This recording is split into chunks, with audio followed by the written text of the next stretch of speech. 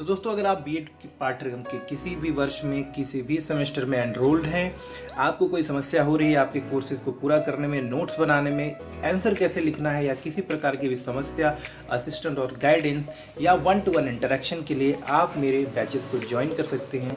Batches join करने का simple और सरल तरीका है, आप मुझे व्हाट्सएप कर सकते हैं इस नंबर पे with your name and your year. आप किस सेमेस्टर में है इतना बताएं और बस लिखें I want to join premium courses. मैं आपको अपने प्रीमियम बैच में ज्वाइन कर दूंगा। तो दोस्तों, अगर आप बीएड पाठ्यक्रम के किसी भी वर्ष में किसी भी सेमेस्टर में एनरोल्ड हैं, आपको कोई समस्या हो रही है आपके कोर्सेज को पूरा करने में, नोट्स बनाने में, आंसर कैसे लिखना है या किसी प्रकार की भी समस्या, असिस्टेंट और गाइडेंस या 1-to-1 इंटरेक्शन के लिए आप मेरे बैचेस को ज्वाइन कर सकते हैं। बैचेस ज्वाइन करने का सिंपल और सरल तरीका है, आप मुझे व्हाट्सएप कर सकते हैं इस नंबर पे with your name and your year. आप किस सेमेस्टर में है इतना बताएं और बस लिखें I want to join premium courses. मैं आपको अपने प्रीमियम बैच में ज्वाइन कर दूंगा। नमस्कार दोस्तों, और स्वागत है आपका आपके यूट्यूब चैनल बीएड एग्जाम पर। और दोस्तों, अभी डिस्कस करेंगे हम लोग प्रिंसिपल ऑफ टीचिंग से शिक्षण के सिद्धांत। जी हाँ दोस्तों, प्रिंसिपल्स ऑफ टीचिंग, जैसे कि हमारा सब्जेक्ट का नाम भी है, और यहाँ पर हम लोग प्रिंसिपल ऑफ टीचिंग पर डिस्कस करेंगे। तो पिछले वीडियो में हमने कॉन्सेप्ट समझा था कि प्रिंसिपल ऑफ टीचिंग यानी कि शिक्षण का अर्थ क्या होता है और शिक्षण की प्रकृति क्या है, नेचर क्या है, कैरेक्टरिस्टिक्स को हमने पिछले वीडियो में समझा था। तो अगर आप वो वीडियो देखना चाहते हैं तो लिंक डिस्क्रिप्शन में। अभी हम लोग देखेंगे शिक्षण के प्रमुख सिद्धांत।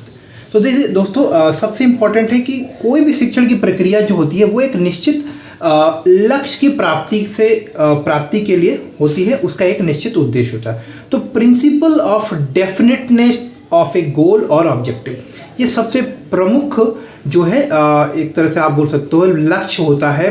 सबसे प्रमुख जो है आपका एक शिक्षण एक निश्चित लक्ष्य और उद्देश्य के लिए किया जाता है। तो जैसे कि आप चाहते हो कि जब आप गणित पढ़ा रहे हो, मान लीजिए आप आज बच्चों को जो है सम संख्याएं या विषम संख्याएं पढ़ा रहे हो, तब आप चाहोगे कि जब आप सम संख्याओं और विषम संख्याओं के बारे में आज पढ़ाकर आज का लेसन ख़त्म करो तो बच्चे आज के बाद जब भी कोई पूछे तो सम संख्याएं क्या है और विषम संख्याएं क्या, उसको परिभाषित कर सके, उसके उदाहरण दे सके। और इम्पॉर्टेंट बात है कि वो उन सारी चीज़ों को समझते हुए उसे अपने जीवन में भी इस्तेमाल भी कर पाए। ठीक है।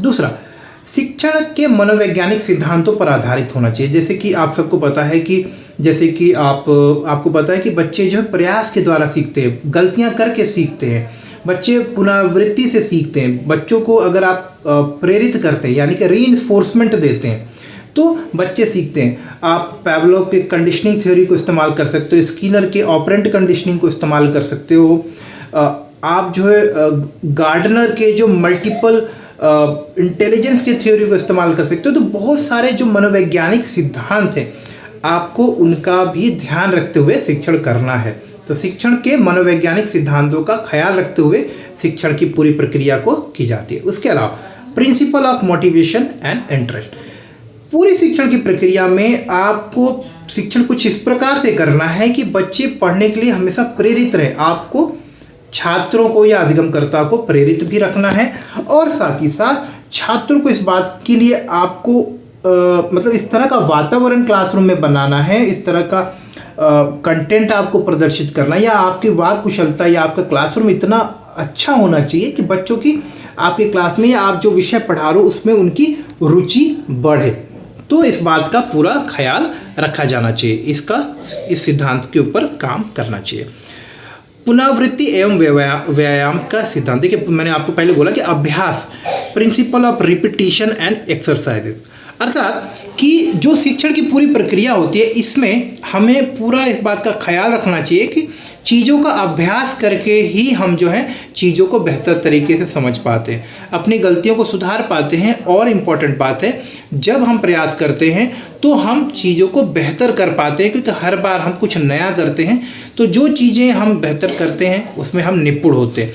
तो पुनरावृत्ति और व्यायाम यानी कि अभ्यास, यहाँ पे व्यायाम तो नहीं होगा, आप समझिएगा अभ्यास। अभ्यास मतलब जैसे आप गणित के कोई सूत्र पढ़ लेते हो या विज्ञान का कोई टॉपिक समझ लेते हो, तो जब आप उसे बार बार पढ़ते हो, जब गणित के अलग अलग प्रश्नों को हल करते हो या कोई पोयम या कोई कविता आप याद कर रहे हो, तो जब बार बार उसे याद करते हो तो वो याद हो जाता है, उसे आप समझ जाते हो।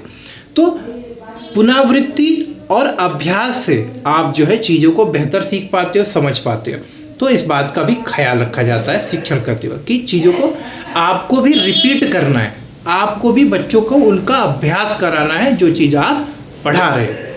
इसके अलावा principle of change, rest and recreation, परिवर्तन, आराम और मनोरंजन का सिद्धांत। तो यहाँ पर ऐसा है कि जो विषय आप पढ़ा रहे हो, अगर आपको लगे कि भाई जो चीज़ें आप पढ़ा रहे हो वो उतना प्रभावी नहीं है या बच्चों को शायद उस विषय में उतनी रुचि नहीं आ रही है, तो अपने विषय को और अपने शिक्षण की विधि को थोड़ा रुचिकर बनाइए।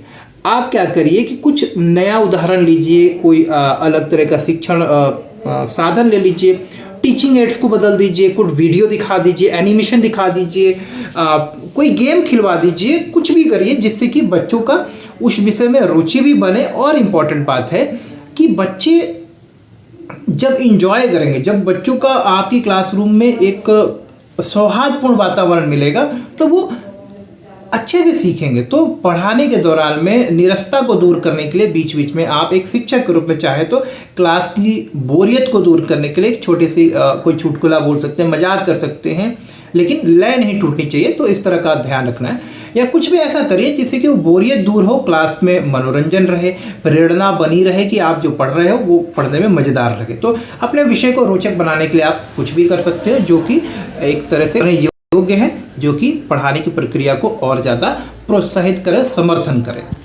इसके अलावा अब क्या कर सकते हो आप एक शिक्षक के रूप में, principle of feedback and reinforcement. अब ध्यान रखिएगा, यहाँ पे बहुत इंपॉर्टेंट टॉपिक है। एक शिक्षक को principle of feedback and reinforcement का भी इस्तेमाल करना है कि आप प्रतिक्रिया और सुदृढ़ीकरण करिए। देखिए, आप छात्रों को वैसे तो जब भी आप शिक्षण करते हैं हम लोग तो अपना पूरा प्रयास करते हैं, बट जो बच्चों का परिणाम आता है असल में वही प्रतिक्रिया होती है जो हमने पढ़ाया।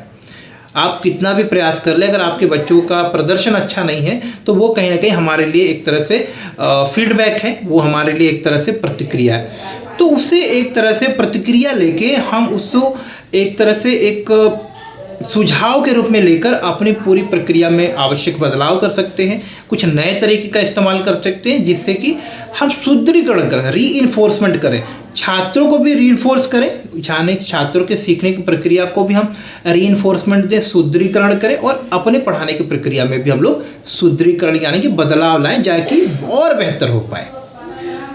Principle of sympathy and cooperation, देखिए सहानुभूति एवं सहयोग का सिद्धांत, इस बात को समझिएगा। सहानुभूति एवं सहयोग का सिद्धांत यहाँ पे ऐसा है कि आपको अपने छात्रों के प्रति या जो भी जिसे आप पढ़ा रहे हो, एक शिक्षक को अपने छात्रों के प्रति सहानुभूतिपूर्ण रवैया रखना चाहिए। सहानुभूति का मतलब ये नहीं है कि आप उसके हर एक सही गलत काम में आप उसका साथ दे रहे हो या उसको कुछ डांट रहे हो। सहानुभूति का मतलब है कि आपको पहले तो अपने मन मस्तिष्क को इस बात से बिल्कुल मुक्त कर लेना है, बिना किसी पक्षपात के छात्रों के साथ व्यवहार करना। दूसरा, आपको छात्र के साथ छात्र की जगह पे अपने आप को रख के छात्र की समस्याओं का आकलन करना है, तो आप उसके साथ सहानुभूति रख पाओगे। मान लीजिए आपके क्लास में 10 बच्चे हैं और आप 8 बच्चों को बहुत बेहतर पढ़ा रहे हो, लेकिन जो 2 बच्चे अगर ठीक से नहीं पढ़ पा रहे हैं तो आपको उनसे बात करनी चाहिए, यानी कि उनके साथ सहानुभूतिपूर्ण रवैया रखिए, उनसे पूछिए, बात करिए कि आखिर आपको समस्या कहाँ हो रही है, उनकी समस्या को समझिए, उनका निदान करने का प्रयास करिए, या उनके साथ में थोड़ा और एक्स्ट्रा एफर्ट लगा के उनको आप सहयोग करिए उस चीज़ को बेहतर तरीके से सीख रहे हो सकता है जो उदाहरण जो तरीका आपने अपनाया है 8 बच्चों को पढ़ाने के लिए शायद इनके लिए उपयुक्त ना हो। तो अपने शिक्षण की विधि में उन बच्चों का भी ख्याल रख के आप आवश्यक बदलाव करिए। तो सहानुभूति और सहयोग का सिद्धांत यहाँ मतलब ये नहीं होता कि सिर्फ मदद करना, बल्कि उन बच्चों का भी पूरा ख्याल रखना जो कि शायद कुछ अलग तरीके से या नए तरीके से या विविध अलग डिफरेंट तरीके से सीखते हैं। क्योंकि हम सबको पता है कि लर्नर जो होता है सब एक समान नहीं होते, तो सबके सीखने का तरीका भी अलग अलग होता है।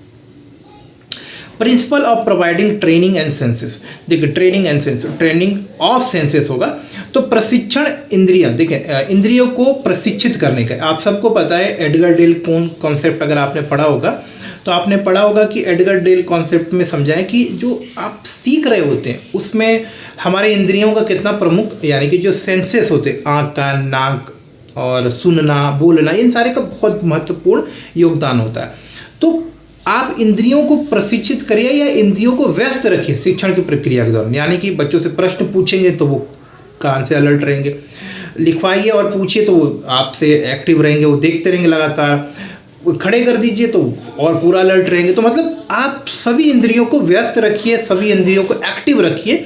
इस तरह का आपको जो है प्रयास करना चाहिए जब भी आप टीचिंग कर रहे होते हैं। इसके अलावा principle of utilisation of group dynamics. देखिए, ग्रुप डायनेमिक्स का अर्थ होता है कि जब आप पढ़ा रहे होते हैं तो ग्रुप समूह गतिशीलता के उपयोग का, यानी कि ग्रुप में आप काम कराइए, ग्रुप में बच्चों को स्टडी करने का अवसर दीजिए, बच्चों को बोलिए कि भाई आप ग्रुप में स्टडी करिए, अगर आपको कोई दिक्कत हो रही है तो आप अपने दोस्तों से पूछिए। उससे होता क्या है कि ग्रुप में अपने उम्र के लोगों के साथ में कई बार हम वो सारी चीज़ें बात कर पाते जो शायद हम अपने शिक्षकों से बात नहीं कर पाते। तो एक टीचर को ग्रुप डायनामिक्स को भी यूज़ करना आना चाहिए, यानी कि समूह का, कोऑपरेटिव लर्निंग का जो कॉन्सेप्ट होता है उसको अपने शिक्षण में इस तरह से इस्तेमाल करना है कि जो कि बच्चों के शिक्षण में मदद कर पाए। Principle of encouraging self learning, समूह वर्गीकरण के उपयोग का सिद्धांत हो ही गया। खैर, इसके अलावा एक और पॉइंट देखते हैं, principle of fostering creativity and self expression, रचनात्मकता और आत्म अभिव्यक्ति को बढ़ावा देने का सिद्धांत।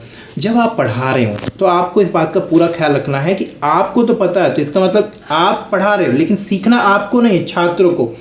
तो आप छात्रों को पूरी आज़ादी दें कि वो अपनी आत्म अभिव्यक्ति करें, वो जो सोच रहे हैं, वो जो समझ रहे हैं उसे वो अभिव्यक्त करें, क्योंकि आपको विषय पता, छात्रों को नहीं।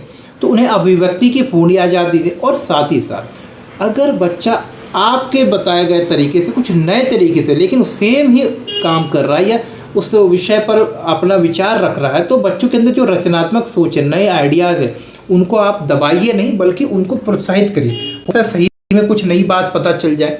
तो रचनात्मकता और आत्म अभिव्यक्ति को हमेशा हमें प्रेरित करना है। इसके अलावा उपचारात्मक शिक्षण का भी सिद्धांत हमें इसका भी पालन करना चाहिए। देखो, उपचारात्मक शिक्षण के सिद्धांत का अर्थ यहाँ पे हो गया कि जब हम शिक्षण कर रहे होते तो उस दौरान हमें इस बात का ख्याल रखना है कि अगर कहीं ज़रूरत हो बच्चे को तो हम उसे अलग से उसके किसी विषय में या किसी स्तर पर जहाँ उसे दिक्कत हो रही उसका हम निदान करें। तो उपचारात्मक शिक्षण देकर हम उसकी समस्याओं को दूर करें, उसे पढ़ने में मदद करें या उसे जिस भी विषय में दिक्कत हो रही है उसको दूर करें। तो ये कुछ आपके थे। और इसके अलावा जो भी शिक्षण के सामान्य सिद्धांत होते हैं हमें उनका भी पालन करना चाहिए। तो ये कुछ प्रमुख सिद्धांत हैं जो शिक्षण के, जिन्हें कि हमें अपने शिक्षण की प्रक्रिया में इस्तेमाल करना चाहिए। अगर आप डिटेल में पढ़ना चाहते हैं तो देखिए ये सारी चीज़ें हैं, हिंदी और इंग्लिश दोनों में आपको मिल जाएगा, तो आप वहाँ से देख सकते हो। मिलते हैं अगले वीडियो में जहाँ हम डिस्कस करने वाले हैं। दोस्तों, मैं आपको दिखा दूँ next topic, theories of teaching, शिक्षण के जो विभिन्न सिद्धांत हैं उनके बारे में हम लोग यहाँ पर चर्चा करेंगे।